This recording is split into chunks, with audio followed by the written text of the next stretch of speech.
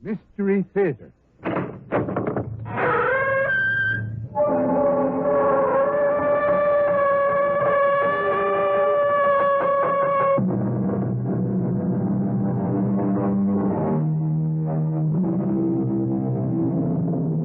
Come in. Welcome. I'm E.G. Marshall. I have a story to tell you about trickery and venality and genius, and the threat of an alien presence in our midst. A story, too, that may leave you wondering about procedures behind secret doors, where, although it is your future that is being rewritten, you are not invited to participate. Listen closely. It could happen. You were going to tell me something about what this Professor Addison is up to? Yes. We have reason to believe that he is working on a method, a mathematical concept, I should say. Yes. Which may very well achieve the time bypass necessary for interstellar travel. Wait. I didn't quite get that. It's completely beyond either of us, so don't expect me to explain it to you. He's working on a way to travel between galaxies. You take it seriously? I mean, you believe it's possible?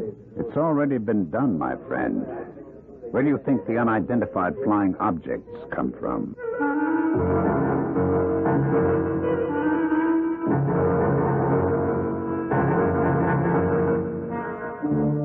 Our mystery drama, The Eavesdroppers, was written especially for the Mystery Theater by Field and Farrington and stars Arnold Moss.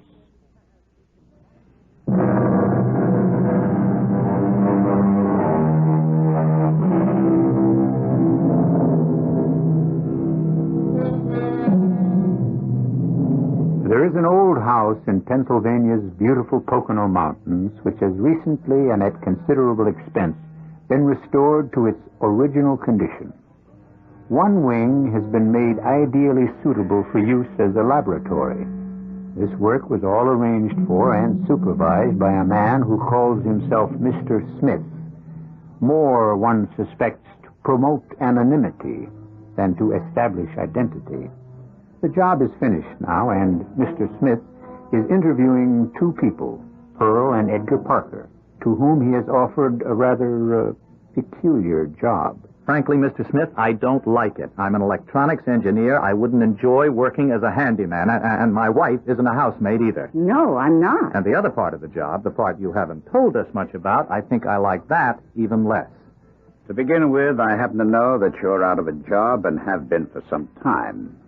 You need money. All right. That may be true. But undercover agents, isn't that what you want us to be?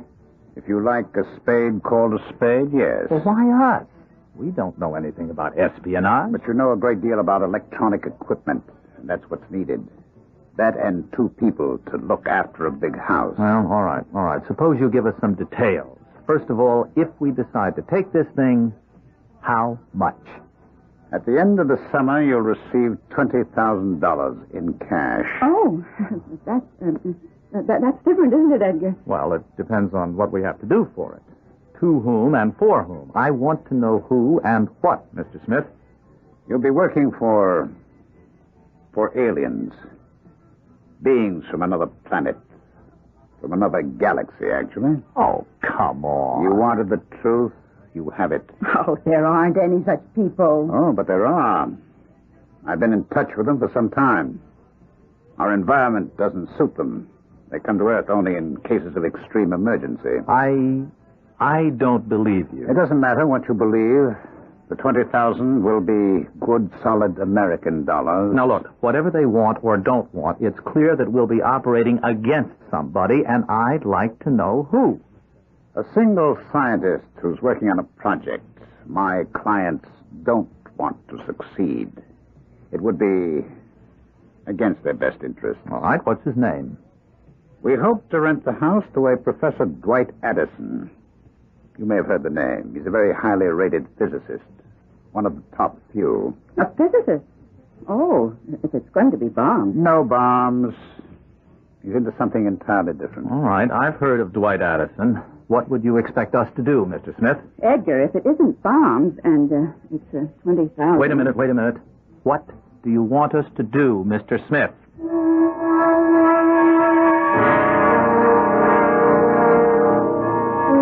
It's begun, Jane. I've cleaned out my desk, kissed my equipment goodbye, put my reactors to bed for their long summer hibernation. Professor Dwight Addison is on sabbatical. The summer is my personal property. We still have to look for a house, you know. Well, whoever heard of ointment without a fly in it? A house where the owners won't object to your converting a basement or a garage or something into a laboratory. Mm-hmm. We'll look into Mars Times. Maybe we'll be lucky. Well, that's an excellent idea. Jane, I don't know what I'd do without you.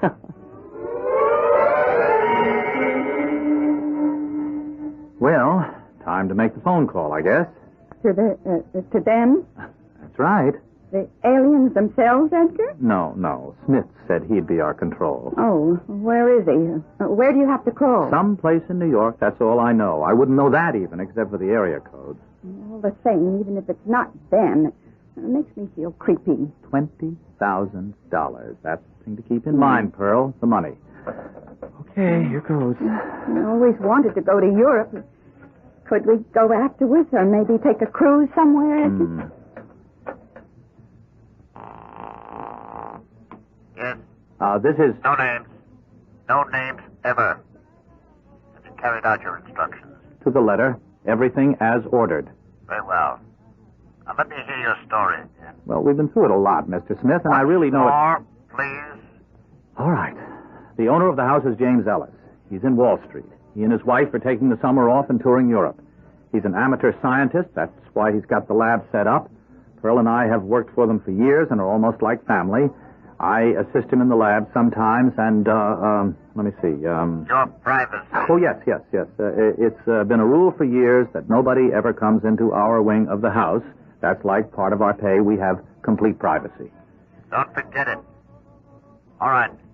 We'll put the ad in tomorrow morning's Times. You should hear from the tenant sometime tomorrow.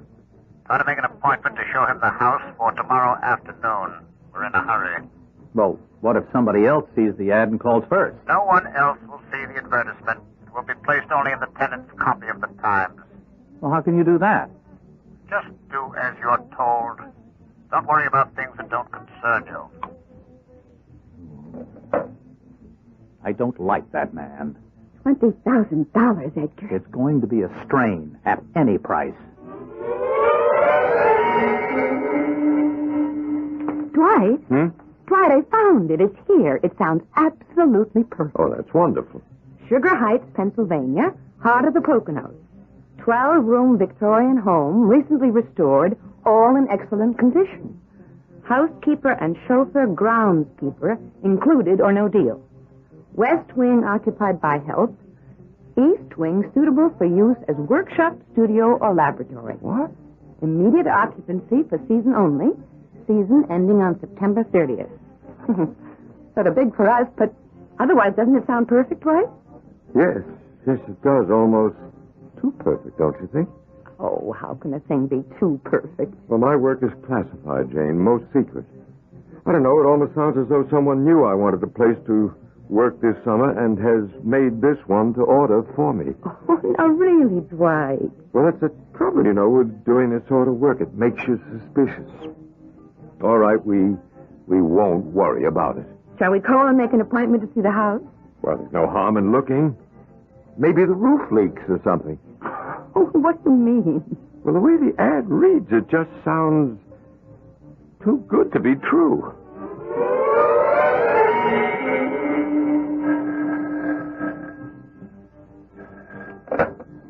Hello? I'm calling about your ad in the Times this morning. Has the house been taken yet? No, not yet. My husband and I would like to drive out and look at it. May I have the name, please? Professor and Mrs. Dwight Addison. We live in New York City and we're looking for a summer house. Yes. I'm Edgar Parker. My wife and I look after the place. I think the ad said something about that. Oh, yes, that part's fine. When may we see the house? Any time, Mrs. Addison. This afternoon would be fine. This afternoon, say around 2? Very good, and I'm sure you'll like the place, Mrs. Addison. Yes. My husband says it sounds made to order. Well, that's just about everything, Mrs. Addison. You do like the place, don't you, Dwight? Oh, yes, very much indeed. You're sure now that the owners won't mind my moving my own equipment into the lab? Oh, no. Mr. Ellis will be glad to have it used. As I told you, he's a kind of amateur at science himself. Dabbling, he calls it. Matter of fact, I help him out sometimes, kind of like a lab assistant, you know. Yes, I see. If you wanted me to, I could help you out around the lab, too. You know, just wash up and keep everything straight, things like that. I always enjoy doing it for Mr. Ellis. No, thank you. That won't be necessary. It wouldn't be any trouble at all. Professor Addison never uses an assistant. He likes to work alone. Oh, well then. Shall we take it, Dwight? I think it's just lovely. Yes, it's very suitable. All right, we'll take it.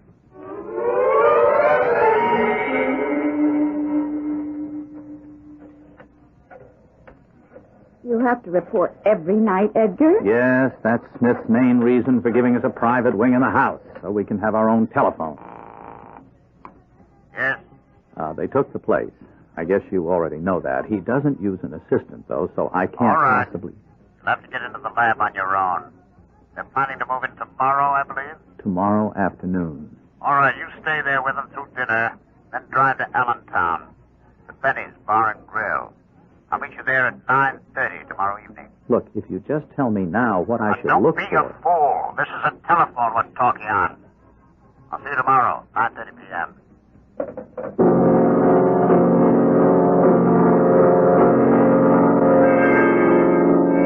Dwight, you have to admit that Pearl and Edgar were a big help. And the dinner was good, didn't you think? Well, I suppose it would be presumptuous to criticize him.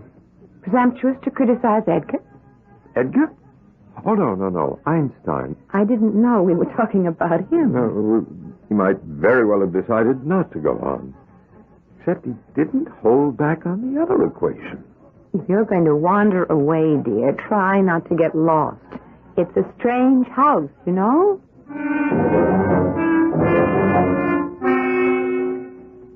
Well, was Mr. Big Shot Smith satisfied, Edgar? Oh, he wouldn't say so if he was. Have to meet him in Allentown tomorrow night. Oh, no.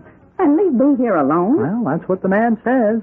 The bugs must be working. He seemed to know all about everything that's been going on in the house. They ought to work, the time you've spent on them. For $20,000, I do very good work, Pearl. You, still don't believe about the aliens and all that, do you? To tell the truth, I don't care very much. The way he told it, though, it really sounded like it. Shh, be quiet.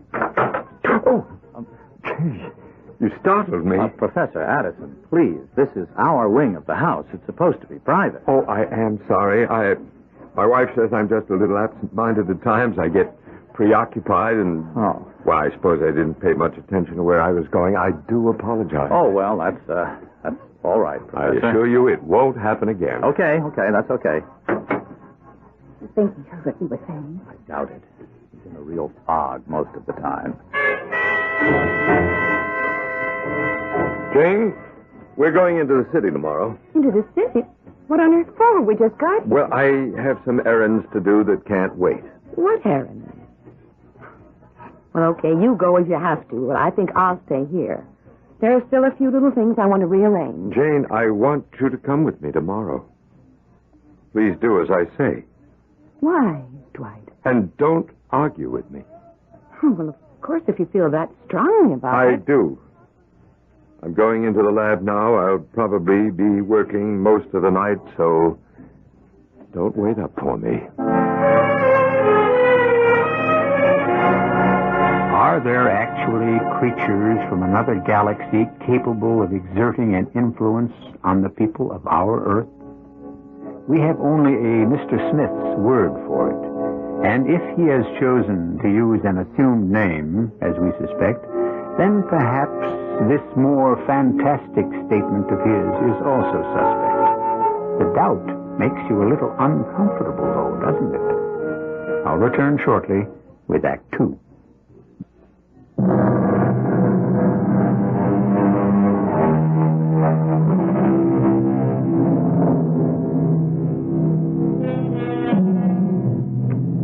One of man's distinctive characteristics, one of the traits that sets him apart from the beast, is his desire for privacy.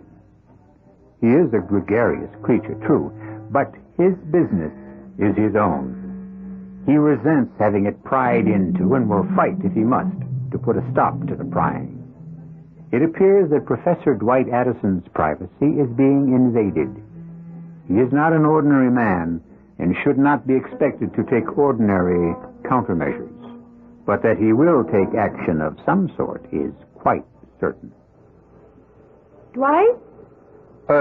Yes, Jane? Oh, I'm sorry to bother you in the lab. You know I never do, but Oh, tonight... it's all right, my dear. It's quite all right. I was going to bed, but I didn't think I could sleep. Are you angry with me, Dwight? Why, no, of course I'm not. Why should I be angry? About going into the city. You acted so, well, not a bit like yourself. Oh. Well, you see, I got this idea for a new type of hearing aid, and I just wanted Hearing aid? Well, you're not having trouble with your hearing, are you? No, it's not for me.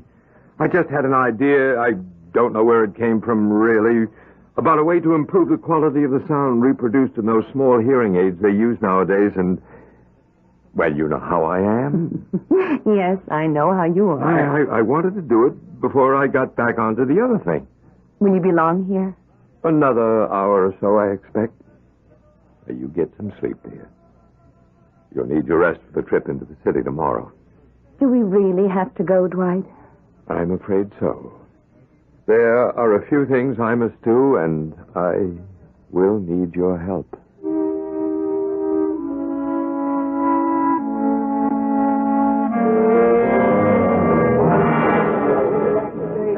I was afraid you weren't coming, Mr. Smith. I've been here almost an hour. I was detained. Your wife didn't come with you? I thought it would be better for one of us to stay at the house. Commendable. Thank you. You were going to tell me something about what this Professor Addison is up to? Yes.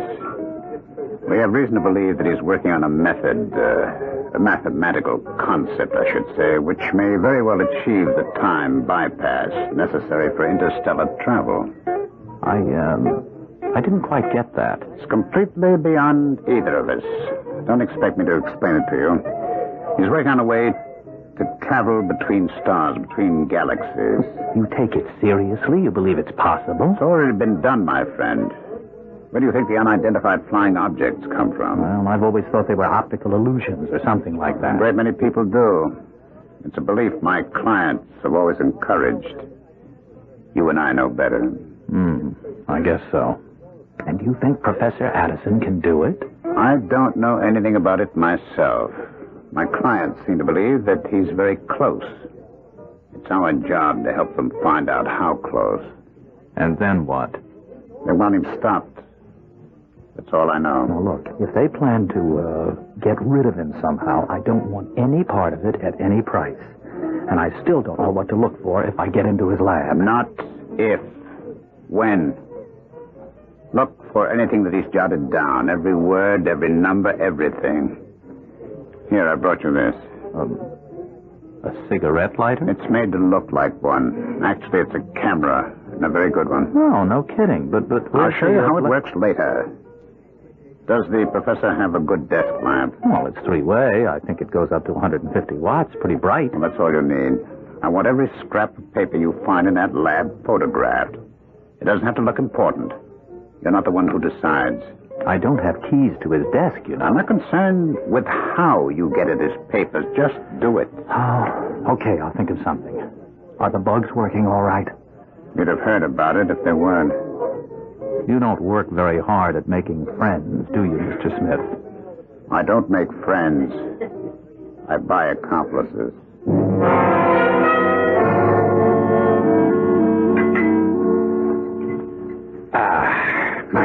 My favorite breakfast.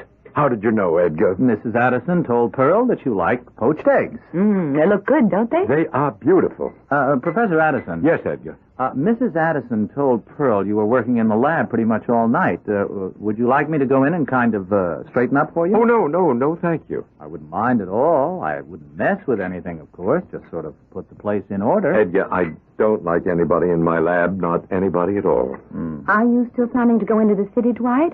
You hardly got any sleep at all. Oh, yes, we really must. Will there be anything else right now, Professor? No, thank you, Edgar. I'll be sure to tell Pearl what you said about not going into the lab.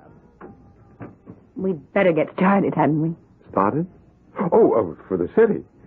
Well, there's no hurry, really. I'd like to test my hearing aid before we go. Test? I'm curious about how it reacts to various acoustical situations. I want to put it in my ear and try out the sound in various rooms of the house and then outside. Well, why don't you come along? A little walk around the grounds. Sounds terribly baronial, doesn't it? Funny. I never knew you were interested in hearing aids. But the idea just hit me suddenly. They're out back now, Edgar. What are they doing? Well, she's cutting some flowers, and, well, he keeps wandering around listening to something. Well, birds, I guess. He's trying out a hearing aid. Look, do you want to help me here? Okay. It's one of the keys on this ring. I never saw a house with so many keys and locks. I think this is it. Is that what he's working on? A hearing aid? No, he got sidetracked, I guess. No. What are you going to do in the lab? I have to take pictures of any papers I can find. Now, leave the door open so we can hear them if they come in. Take pictures?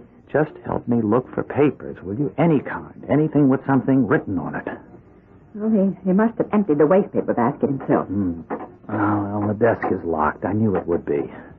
The filing cabinet's locked, too. Mm-hmm. Oh, here's some stuff. Under the desk blotter. Oh, good. Let me see. Gibberish. I guess that's a good sign. A good sign? Listen, Pearl. Go out and watch them through the window, will you? I've got to get pictures of this stuff. Now, just let me know if they start back toward the house. Well, why is it a good sign if there's just, well, whatever you said, gibberish on the papers? Just watch, will you?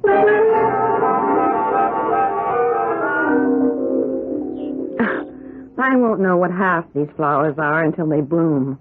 This one's an iris, I know that much. You'll have to speak up, Jane. I can't hear a thing you're saying.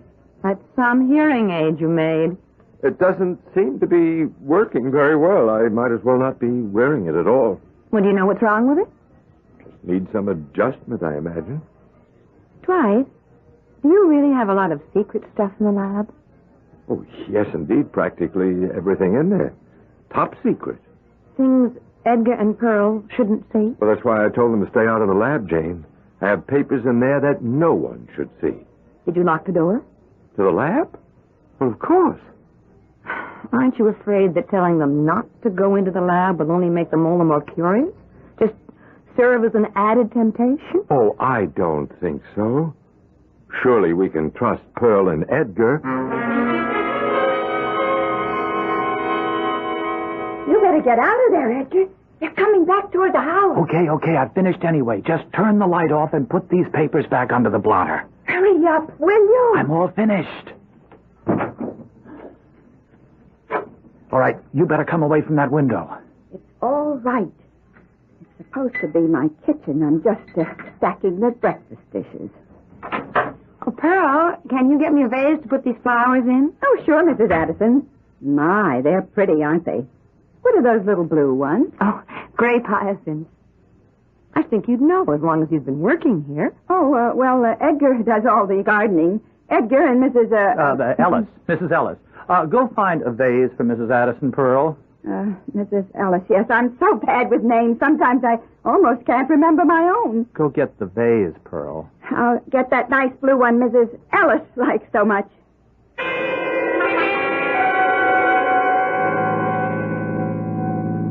Are you sure we're on the right road, Dwight? Well, I'm taking a slightly different route this time. I'd like us to enjoy the natural beauty of these mountains, and somehow 4 lanes with a minimum speed of 40 miles an hour doesn't give you much of a chance.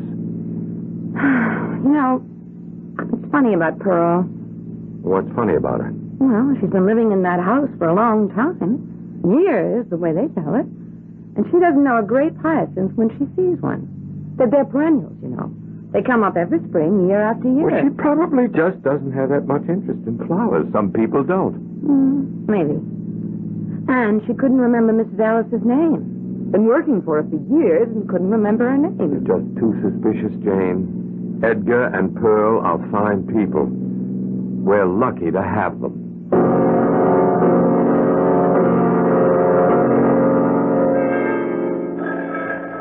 Well, either the professor got lost or Mr. Smith Almighty's unhappy about something again. Hello? In future, we'd prefer that Professor and Mrs. Addison not leave the house. Well, now, just how do you expect me to stop them? It may be necessary to tamper with their car. That isn't why I called, however. Then why did you? Impertinence doesn't become you. I called to suggest that you advise your wife not to be an idiot if she can possibly avoid it. I don't know what you mean. The thing about the flowers. Well, Pearl didn't know what the flowers were. She wasn't thinking. Yes, that was obvious. Also, is it too much to ask that she remember the name of the woman she's been working for all these years? Well, she covered that up fine. They didn't suspect a thing. Mrs. Addison did. They've been monitoring them in the car. A good agent memorizes every detail of his cover. That's the first rule. Oh. Look, if you wanted spies, you should have hired spies. Yes, that has occurred to me, too. Sooner or later, I'm going to have to punch that guy in the nose.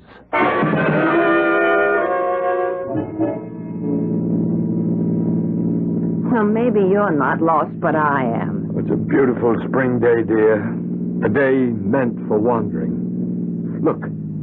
Just look at that. Now what? Well, there's a path leading off into the woods. Don't you see it there? It would be sinful, downright sinful not to follow it. You mean get out and take that path into the woods? Well, we have to know where it leads, Jane. Don't you feel you just have to? No, I don't. I don't feel the least bit that way. I'll bet there'll be snakes in there. Jane, please come with me. Why? Because I ask you to. Well, if you put it that way. Here, let me help you. Those aren't very good shoes for walking in the woods. Well, I thought I was going to the city. Takes me back to my childhood. Watch those branches, dear. Let me hold them for you. Oh, it's muddy. No. That's leaf mold. Oh. It's quite a different thing. All right. I guess this is far enough. Far enough for what? Now, listen carefully, Jane. We can't stay out of the car too long. Why not if we want to? That house is bugged. The lawn is bugged. Even our car is bugged. Bugged? Eavesdropping devices. Every word we've said since we moved into that house has been overheard.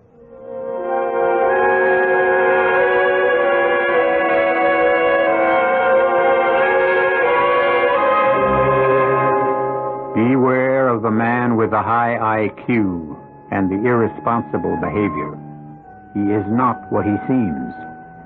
He doesn't accept values blindly, but has a close look at each one as it is offered to him and decides for himself how much it is worth.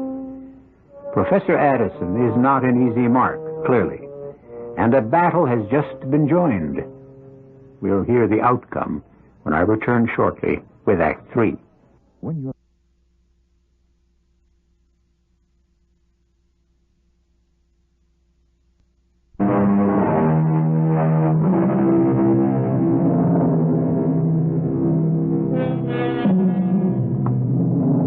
Creatures of an alien culture, beings from a galaxy light years removed from our Earth, had become interested in the researches of Professor Dwight Addison. They have caused to be planted in the house, which he has rented for the summer, a network of listening devices, which keeps him and his wife Jane under constant surveillance.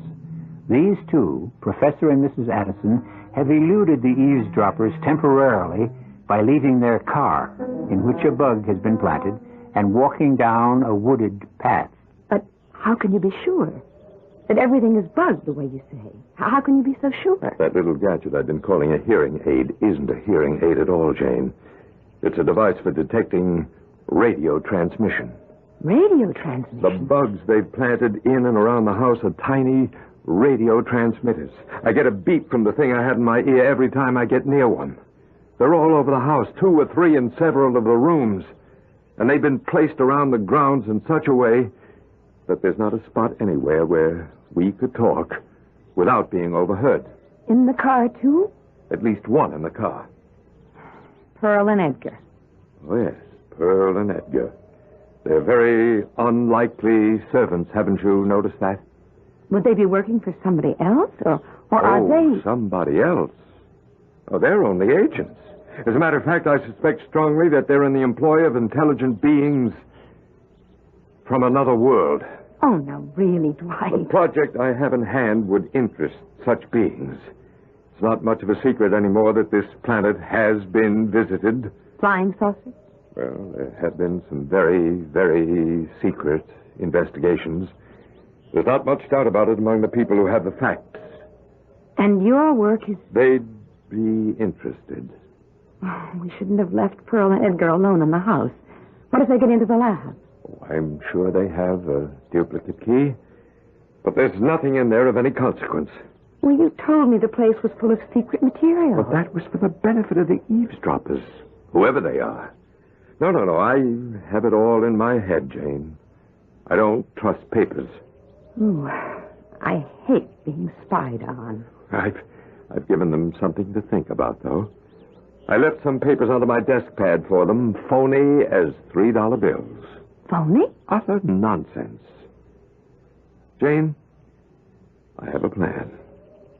I'll need your help. You don't have to ask. Thank you, my dear. I'm going to turn you into a nagging wife. And when we get back to the car, I want you to start complaining.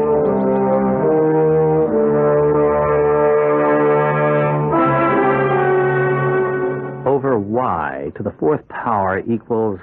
And then he's got a question mark that he's gone over and over until the paper's almost cut through by the pen. You found nothing except the papers under his desk pad?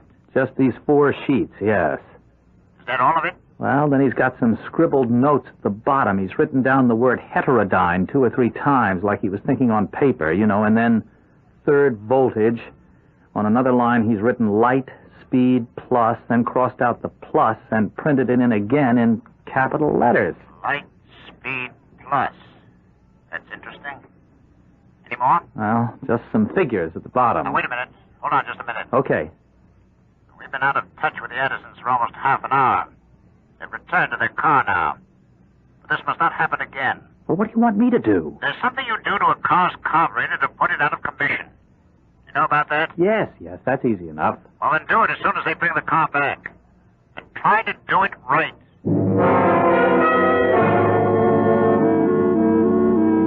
Well, I hope you're satisfied. It was beautiful. Well, wasn't it beautiful? Back there in that jungle? It was crawly. But, Jane, I just felt like going into the woods. So we went. Dwight, what did you want to do in the city? Well, just some errands. That's what I asked you. What errands? Things to do with a project I'm working on. I'm afraid I'm not at liberty to go into it. Not at liberty. You have to make a left turn at the next crossroads. Yeah, I know that. My work is very secret. I've told you that before. I'm not free to talk about it to anybody. Anybody at all. Well, it makes a woman feel unwanted. Oh, now, come on, Jane. You know better than that. One of these days, and maybe before too long, I'll just decide not to stay where I'm not wanted. Jane! If you can be trusted with a secret, why can't I? It's just that you don't want to tell me. Well, one of these days, maybe you'll be sorry after I've left you. Jane, you don't mean that. You'll find out. Oh, well, all right. I'll tell you. So tell me. Well, not now. I can't go into it while I'm driving. It's too distracting. I'll tell you when we get home. You missed a turn, you know.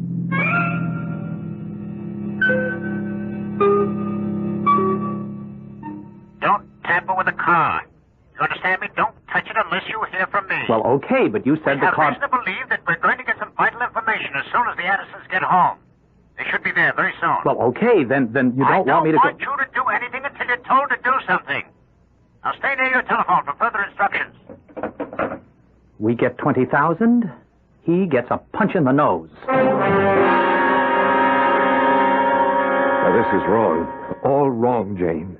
I want your absolute promise that you will never... Dwight, if you're going to start that again... Oh, all right. What I'm working on is New kind of radio signal.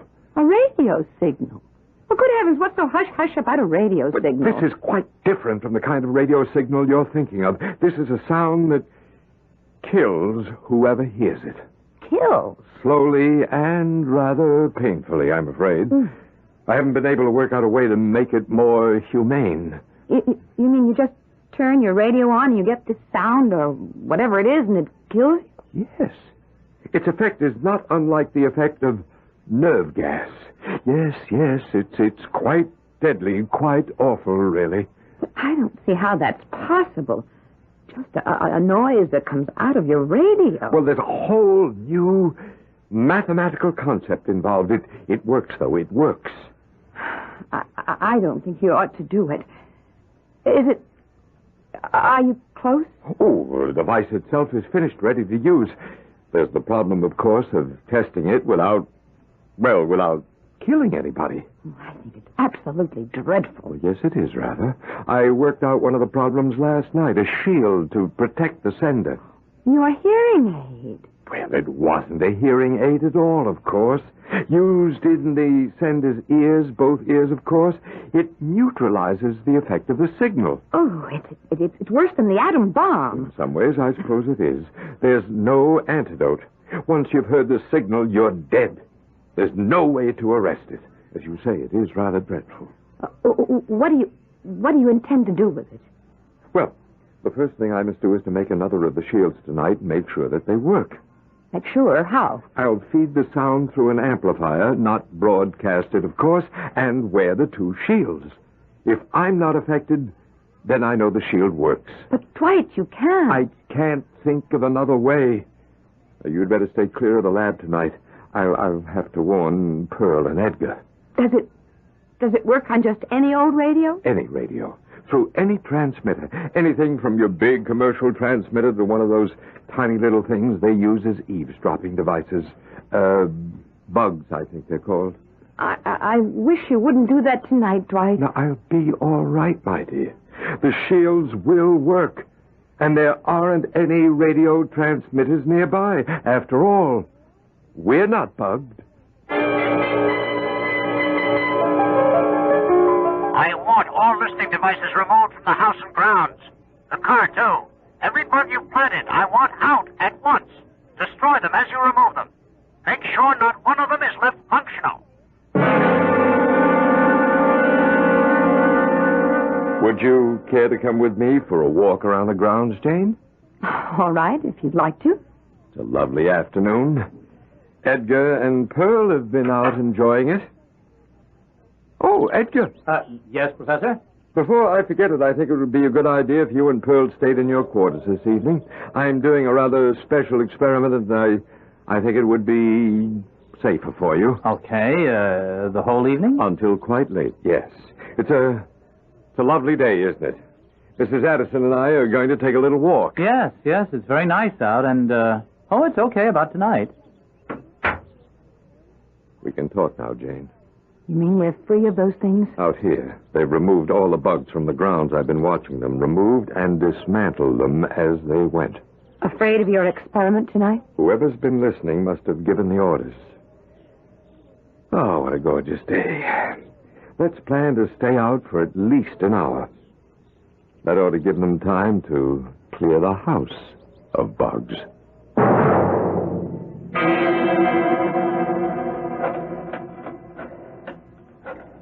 What are you doing, Edgar? I want to tell Smith all the bugs are out. I think maybe I ought to tell him what the professor said about a special experiment tonight, too. I expect he'd want to know that. Well, I wonder why you wanted the bugs out. You think he'd tell me? Mm-hmm. Oh, come on. Why doesn't he answer? The number you have reached is not in service at this time. The number you have reached is not in service at this time. This is a recording. Mr. Smith's run out on us. What do you mean? The phone's been disconnected. Oh, then how are we going to collect our money? We're not. This phone number is our only contact with them. A man named Smith? Even if it was his real name, and you know damn well it's not. Oh, but $20,000. If I ever find him, I won't just punch him in the nose. I'll kill him. What are we going to do? We're going to get out of this house. Right now. If they're scared, so am I. Come to the window, Jane. What's happening out there now? They're leaving. I watched them loading their car with luggage. We've seen the last of Pearl and Edgar. Maybe we should go, too. Why? We've paid our rent for the season. The bugs are gone. We'll have to run a big house without help for a while, of course, but... Oh, that's all right with me. Incidentally, how did you like my performance as the nagging wife? Much too well, my dear. I'll never cast you in a role like that again. Dwight? Yes, dear? You're not really working on that awful thing, are you? I mean, the radio signal that kills people? No. No, nothing of the kind. Actually, what I'm working on is a time bypass that will make traveling between galaxies possible. Really make it possible? If it works. It looks good in theory. Of course, I know how to make the lethal radio signal. You do? Oh, yes. Yes, there's nothing to it, really, once you understand the mathematics. Oh, Dwight, you wouldn't. Oh, no, dear.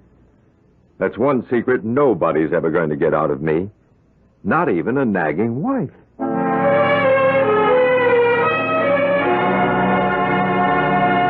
Professor Addison has tricked the eavesdroppers into removing their listening devices from his home and his laboratory.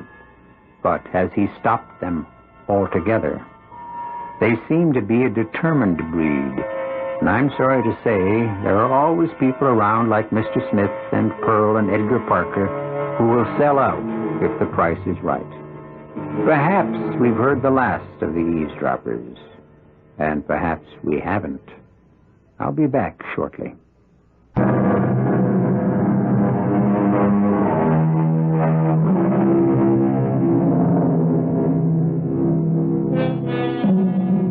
At this reading, interstellar travel has not been announced as feasible. But things move fast in this age. Don't be too surprised if you hear on a newscast that Professor Dwight Addison has found a way to make it feasible. And be with us, no matter what method of travel it requires, for our next look at some of the improbabilities that turn out to be, after all, possible. Our cast included Arnold Moss, Patricia Wheel, William Redford, Ralph Bell, and Joan Arliss. The entire production was under the direction of Himan Brown. This is E.G. Marshall inviting you to return to our Mystery Theater for another adventure in the macabre. Until next time, pleasant dreams.